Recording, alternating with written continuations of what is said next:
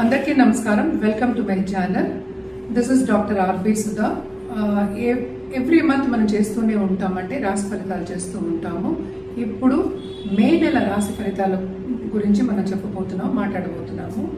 దానికన్నా ముందు ఎప్పటికైనా సరే గోచారం మాట్లాడుకోవడం అనేది అంటే వెరీ ఇంపార్టెంట్ అనుకోండి. చాలా చాలా ఇంపార్టెంట్. ఎందుకంటే గోచార రీత్యానే 12 రాశులకి మనం రాశి ఫలితాలు చెప్పడం అనేది జరుగుతుంది. ఎందుకంటే ప్లానెట్స్ అందరికీ తెలుసు, 9 ప్లానెట్స్ ఉంటాయి, అలాగే 12 రాశులు ఉంటాయి.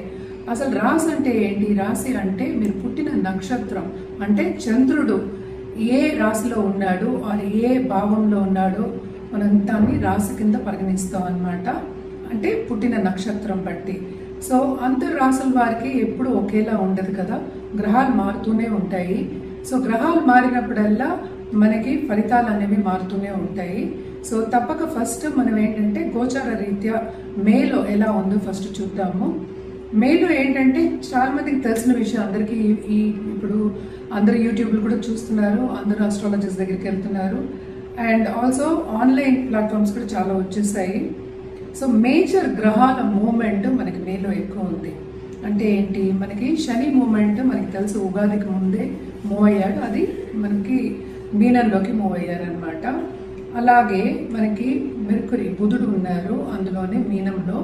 మనం మాట్లాడుకున్నాం పంచగ్రహ కూటమి కూడా మనం మాట్లాడుకున్నాము, ఇదే రాశిలో జరిగిందనమాట. రాహు ప్రస్తుతం ఇక్కడే ఉన్నారు. రాహు ఏమో మే 18కి మనకి కుంభానికి వెళ్తున్నారు.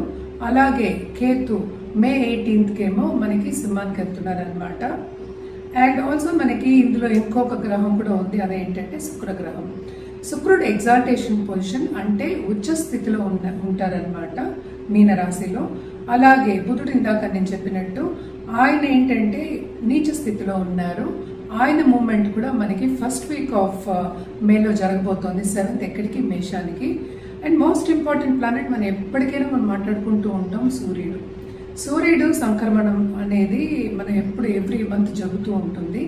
మేషానికి ఆయన మే 14కి వెళ్తున్నారు అనమాట. అలాగే మేజర్ గ్రహం గురించి మనం మాట్లాడుకున్నాము, శని గ్రహం. మార్చ్ 29th మూవ్ అయ్యారు మీనానికి. ఈయన 2.5 ఏళ్ళు ఇక్కడే ఉంటారనమాట. అందరికీ తెలుసు, అందరు భయపడుతూ కూడా ఉంటారు. ఏల్నాటి శని అనేది అందరికీ భయాందోళన అందరికీ కలుగుతూ ఉంటుంది. బట్ ఎవరెవరికి ఏల్నాటి శని ఉందనేది మనం చూద్దాము. కుంభానికి అంటే మనకి లాస్ట్ ఘట్టంలో ఉందన్నమాట ఏల్నాటి శని. అలాగే మీనానికి 2వ ఘట్టంలో ఉంది. మేషానికి ఇప్పుడే స్టార్ట్ అయింది, అంటే మేషరాశి వాళ్ళకి. అలాగే ఇంకో మేజర్ గ్రహం మనం ఎప్పుడు మాట్లాడుకునేది గురుగ్రహం. గురువు ఏంటంటే ప్రస్తుతం వృషభంలో ఉన్నారు. ఆయనేమో మనకి మిథునానికి మే 14కి వెళ్తున్నారు అనమాట. సో మీరు చూసారు కదా, మేజర్ గ్రహాల మూమెంట్ ఉంది. అలాగే ఏంటంటే మార్స్ ఇంకో గ్రహం. ఎప్పటికైనా మనం మాట్లాడుకుంటాం దాంపత్య అనుకూల గురించి కూడాను. మనం ఎప్పుడు చూసేది మనం కుజగ్రహమే చూస్తాము. అలాగే అంటే ముందుకెళ్ళడం కానీ, దూసుకెళ్ళడం కానీ, అగ్రెసివ్ నేచర్ కానీ, ఒక కాన్ఫిడెన్స్ కానీ కూడా మనం ఎప్పుడు మార్స్ని మనం చూసుకుంటూ ఉంటాం. అంటే కుజుడి పొజిషన్ మనం జాతకంలో చూస్తూ ఉంటాం అన్నమాట. ఆయన ప్రస్తుతం నీచ స్థితిలో ఉన్నారు.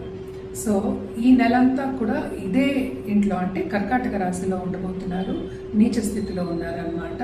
ఇవి మనం మాట్లాడుకోవాల్సిన, అంటే ఇది గోచారం. సో మనం నెక్స్ట్ మాట్లాడుకోబోయేది ఏంటంటే ఒక్కొక్క రాశి వారిగా ఒక్కొక్క రాశి వాళ్ళకి రాశి ఫలితాలు ఎలా ఉన్నాయో మాట్లాడుకుందాం. దానికన్నా ముందు మనం ఎప్పుడు మాట్లాడుకునేది ఏంటి? జనరల్ పరిహారాల గురించి ఎప్పుడు చెప్తూ ఉంటాను. సో జనరల్ పరిహారాలు ఎప్పుడైనా సరే, ఇప్పుడు చాలా మేజర్ మూమెంట్ ఉన్నది ఏంటంటే రాహుకేతు మూమెంట్ ఉంది. సో దాని గురించి మనం ఏంటంటే నవగ్రహ స్తోత్రాలు, నవగ్రహ పూజలు, లేకపోతే నవగ్రహ హోమాలు చేయడం చాలా మంచిది. అండ్ ఆల్సో ఎప్పుడు చెప్తూ ఉంటారు, రాహుకేతు మూమెంట్ ఉన్నప్పుడల్లా ఎప్పటికైనా సరే రాహుకేతు పూజలు చేయడం మంచిది. అంటే నివారణ పూజలు అంటూ ఉంటాం అన్నమాట. తప్పక ఇది చేయాలి. మే నెలంతా కొంతవరకు ఏంటంటే కొన్ని రాసుల వారికి చాలా చాలా బాగుంది, బ్రహ్మాండంగా ఉంది. కొన్ని రాసుల వారికి అంత బాగాలేదు. ఇప్పుడు మనం చూద్దాము ఎవరెవరికి ఏ రాశి వాళ్ళకి ఎలా ఉందో మనం చూసుకుందాము. అండ్ పరిహారం విషయానికి వస్తే కనుక నవగ్రహాలు ఒకటి కాకుండా ఎప్పటికైనా నేను మాట్లాడేది శక్తి పూజలు చేసే వాళ్ళకి ఎప్పటికైనా స్ట్రెంగ్త్ అనేది చాలా ఎక్కువ ఉంటుంది. సో తప్పక పాజిటివ్ స్ట్రెంగ్త్ నేను చెప్పేది, పాజిటివిటీ కూడా చాలా ఎక్కువ ఉంటుంది. సో నిత్యం మనం ఏంటంటే శక్తి పూజలు చేసేవాళ్ళు, అమ్మవారి పూజలు చేసే వాళ్ళకి ఎప్పటికైనా సరే చాలా బాగుంటుంది. ఈ గ్రహ ఇవి కూడా గోచరాలు అండ్ ఆల్సో ఫలితాలు కూడా కొంతవరకు వాళ్ళకి పాజిటివిటీని తీసుకొస్తాయి అన్నమాట. ఎప్పటికైనా నేను అడ్వకేట్ చేసేది కానీ చెప్పేది కానీ ఎవ్రీడే నిత్యం దేవి పూజలు చేయండి అనేది చెప్తూ ఉంటాం అనమాట. శక్తికి మించింది ఇంకా దేవతలు లేరు నా ప్రకారం. సో తప్పక శక్తి పూజలు చేసేవారు, అమ్మవారి పూజలు చేసేవారు మాత్రం బాగా చేయండి. అంటే నిష్ఠగా చేసుకుంటే ఇంకా చాలా మంచిది. ఈ పరిహారాలన్నీ చేస్తూ ఉంటే కొంతవరకు బాగుంటుంది. చాలా మందికి తెలుసు మేషరాశికి ఇప్పుడే ఏల్నాడ్స్ నేను కూడా చెప్పాను, ఏల్నాడ్స్ అని మొదలైంది. సో ఫస్ట్ ఘట్టంలో ఉంది, దానికి పెద్ద భయపడవలసిన అవసరం ఏం లేదు. మేష రాశి వాళ్ళకి కూడా మిశ్రమ ఫలితాలు ఉన్నాయి. ఎందుకంటే 12వ లార్డ్ అండ్ మనం చూసాము అంటే మనకి 3వ ఇంటికి మూవ్ అయినప్పుడు, అంటే జూపిటర్ 3వ ఇంటికి మూవ్ అయినప్పుడు ఇంకా బాగుంటుంది. సో ఏల్నాడ్స్ అని ఉంది అని భయపడడం కన్నా వెళ్ళి దానికి పరిహారాలు చేయడం చాలా మంచిది. మీకు ఇంకా ఏమైనా డౌట్స్ ఉన్నా కానీ, లేకపోతే మీకు మీ జాతక రీత్యా మీకు ఏమైనా అడ్వైస్ కావాలి అంటే కనుక తప్పక మమ్మల్ని సంప్రదించడం మంచిది. అలాగే మాకు జాతి రత్నాలు ఇచ్చేవాళ్ళు కూడా ఉన్నారనమాట. సో మన జాతి రత్నాలు కూడా ఎప్పుడు మనం చెప్పుకునేది ఏంటంటే ఒక రెమెడియల్ మెషిన్ పరిహారాల కిందే చెప్తూ ఉంటాము. సో జాతక రీత్యా మీకు జాతి రత్నాలు కావాలి అనుకుంటే తప్పక కింద స్క్రోల్ అయ్యే ఈమెయిల్ ఐడి అలాగే నంబర్కి సంప్రదించవచ్చు.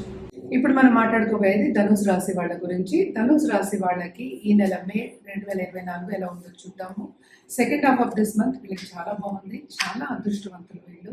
ఎందుకంటే ఈ రాశికి అధిపతి జూపిటర్ మూవ్ అవుతున్నారు, అలాగే సెకండ్ అండ్ థర్డ్ లాడు ఫోర్త్ లో. సో కంఫర్ట్ లెవెల్ అనేది చాలా బాగుంటుంది. ఇంట్లో పెద్దల ఆశీస్సులు ఉంటాయి వీళ్ళకి. తప్పక చదువుకునే వాళ్ళకి శ్రమకు తగిన ఫలితం అనేది వీళ్ళకి కనిపిస్తోంది.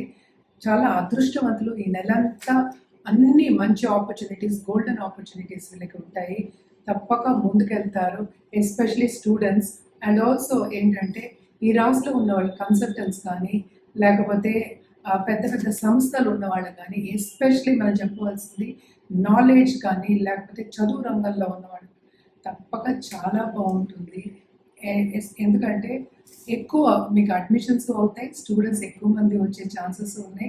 ఫైనాన్షియల్ స్టెబిలిటీ అనేది చాలా బాగుంటుంది. గురు చూపు అనేది ఉంది, అంతకన్నా ఏం కావాలి? గురు చూపు ఉంటే అన్నీ ఉన్నట్టే అనమాట. సో పెద్దల ఆశీస్ అనేది ఉంటుంది. మీరు కూడా తప్పక స్పిరిచువాలిటీ అనేది డెవలప్ అవుతుంది. ధార్మిక కార్యక్రమాల్లో పాల్గొనడం, అలాగే ధార్మిక కార్యక్రమాలకి విరాళాలు ఇవ్వడం, అలాగే ఒక గురువుని ఫాలో అవ్వడం అనేది జరుగుతుంది. తప్పక వీళ్ళకి నమ్మకం, స్పిరిచువాలిటీ, రిలీజన్ వీటన్నిటి మీద మక్కువ అనేది పెరిగి దాని మీద చదువుకోవడం కానీ, రీసెర్చ్ చేయడం కానీ జరుగుతూ ఉంటుంది అనమాట. తప్పక చాలా బాగుంటుంది వీళ్ళకి. అలాగే చాలా ఏళ్ల నుంచి కానీ, చాలా రోజుల నుంచి కానీ హెల్త్ విషయం మీద బాధపడే వాళ్ళందరికీ కుదుట పడుతుంది. ఈ నెల మీకు సొల్యూషన్ అనేది దొరుకుతుంది, ఇంకా బాగుంటుందనే చెప్పాలన్నమాట. అండ్ ఆల్సో మనం చూసాము అంటే స్టాక్ మార్కెట్ ట్రేడింగ్లో ఉన్న వాళ్ళు తప్పక సడన్గా డబ్బు వచ్చే సూచనలు ఈ నెలలో కనిపిస్తున్నాయి. అలాగే రాహు కూడా ఏంటంటే 3వ ఇంట్లోకి ప్రవేశిస్తున్నారు మనకి మే 18కి. తప్పక ఏంటంటే కమ్యూనికేషన్ రంగంలో ఉన్న వాళ్ళకి కానీ, లేకపోతే టెలికాంలో ఉన్న వాళ్ళకి కానీ, అలాగే మనం యూట్యూబ్ రంగం అనుకోవచ్చు, లేకపోతే ఆర్ట్ రంగం అనుకోవచ్చు, ఇవన్నీ కూడా కమ్యూనికేషన్సే.